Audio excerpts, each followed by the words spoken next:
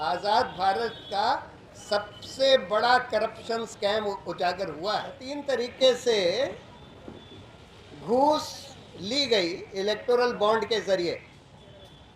पहला, जिसको हम कहते हैं चंदा दो और धंधा लो, यानी कि प्रीपेड। पहले आपने चंदा दिया, फिर आपको कॉन्ट्रैक्ट मिला।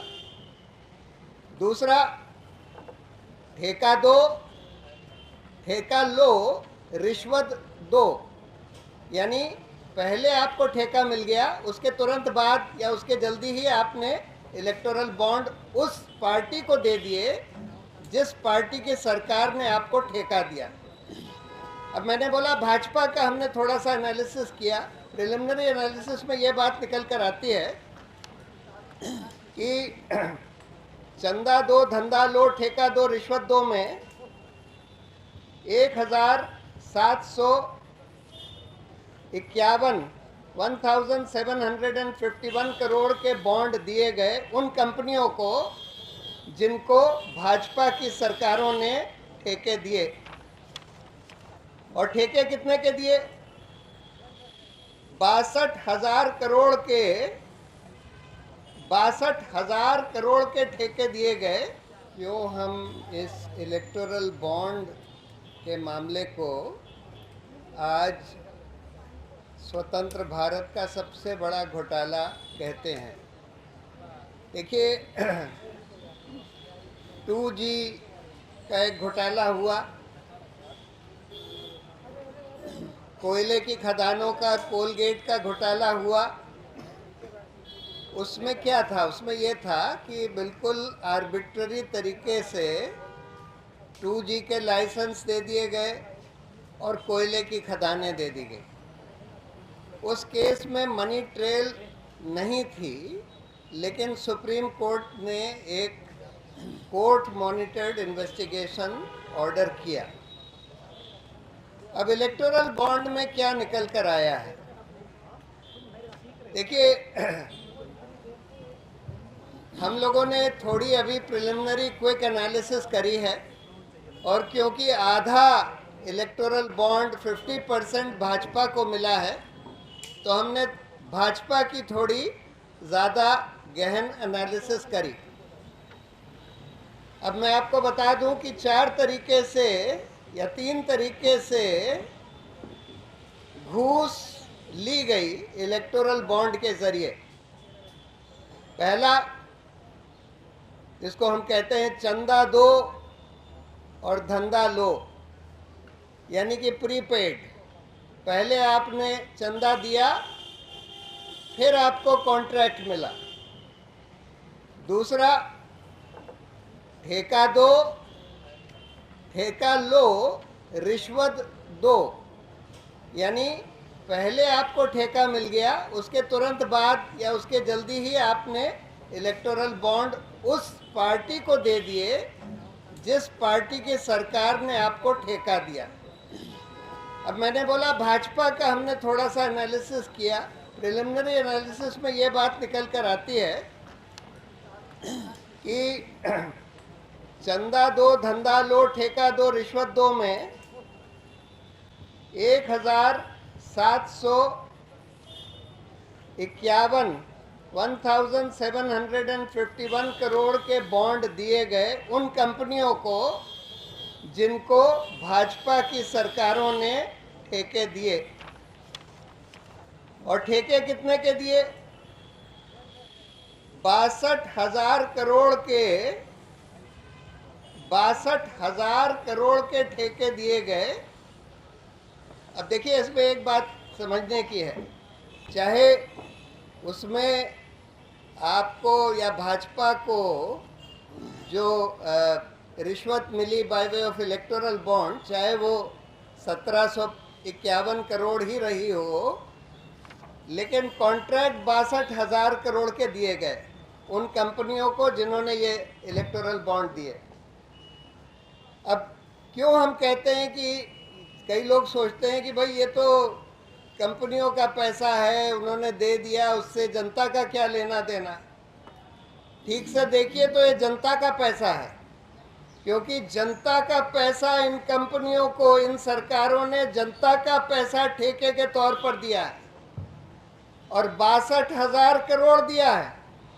और उसमें कितना अवैध दिया है ये तो कहा नहीं जा सकता कि मतलब अगर इसमें घूस की बात नहीं होती, चंदे की बात नहीं होती, तो ये 62,000 के कॉन्ट्रैक्ट हो सकता है 40,000 के ही होते, यानी हो सकता है 20,000 22,000 करोड़ जनता की जेब में से निकल गया इस 1751 करोड़ के बॉन्ड के नाम पर घूस देने के लिए। उसी तरह से बहुत सारी कंपनियां, 41 कंपनियां हैं जिनके ऊपर ईडी, आईटी या सीबीआई ने रेड करे और उन्होंने चंदा दिया। 2,471 करोड़ का चंदा इन 41 ग्रुप्स ने दिया जिनके ऊपर सीबीआई, ईडी या इनकम टैक्स के रेड हुए। और ये चंदा देने के बाद उस रेड का क्या हुआ, कोई फॉलो अप किया गया कि नहीं किया गया? उनको छोड़ दिया गया। और अगर छोड़ दिया गया, जैसे कि नितिन ने बताया, वो जो फ्यूचर गेमिंग जिसने सबसे बड़ा चंदा दिया है, उनके बारे में तो सीएजी ने बता दिया था कि इन्होंने कई राज्यों को लूटा। अब उनके ऊपर ईडी ने 2023 में रेड करी, 2021 में, 2023 में इनकम टैक्स और ईडी की रेड होती है। और उन्होंने भाजपा को तुरंत 60 करोड़ का उस समय चंदा दे दिया। टोटल तो भाजपा को उन्होंने कई 100 करोड़ का चंदा दिया था। और उसके बाद अगर ये आप लोगों के छानबीन का काम है कि उसके बाद अगर ईडी और आईटी का एक्शन रुक गया तो आप समझ लीजिए कि जनता का कितना नुकसान हुआ है। यानी कि हजारों करोड़ वो लूट रहे थे, उन्होंने उसके बाद कुछ 100 करोड़ का चंदा भाजपा को दे दिया और फिर ईडी, आईटी का एक्शन सब खत्म हो गया। तो यानी देश को, जनता को, पब्लिक एक्सचेकर को कितने हजार करोड़ का नुकसान हुआ उसके वजह से। मतलब ये वसूली का जो धंधा चल रहा था, इसमें पैसे तो 2,500 करोड़ मिले भाजपा को इलेक्टोरल बॉन्ड के जरिए, लेकिन इसमें कितने पैसे छोड़े गए जो जनता के पैसे थे, जो जनता के लिए वसूल होने चाहिए थे, उसका 5%, 2% लेकर बाकी पैसा छोड़ दिया गया। तो ये एक बहुत बड़ा सवाल है। देखिए, हम लोगों ने शुरू में जब बहस करी थी इस केस में, तो हम लोगों ने 3 ग्राउंड बोले थे। एक तो ये बोला था कि जनता के सूचना के अधिकार का ये हनन है, इस तरह के गुप्त बॉन्ड होना। दूसरा हमने बोला था कि ये करप्शन को, किकबैक्स को प्रमोट करेगा।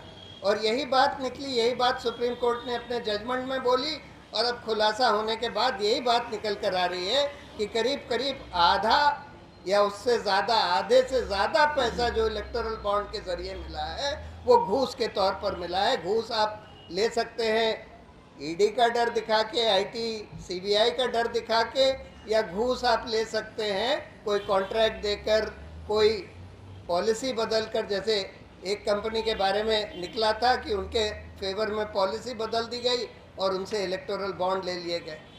तो ये तो देखिए, ये तो एक जांच का विषय है कि इस सब की जांच होनी चाहिए, क्योंकि ये इस आज़ाद भारत का सबसे बड़ा करप्शन स्कैम उजागर हुआ है।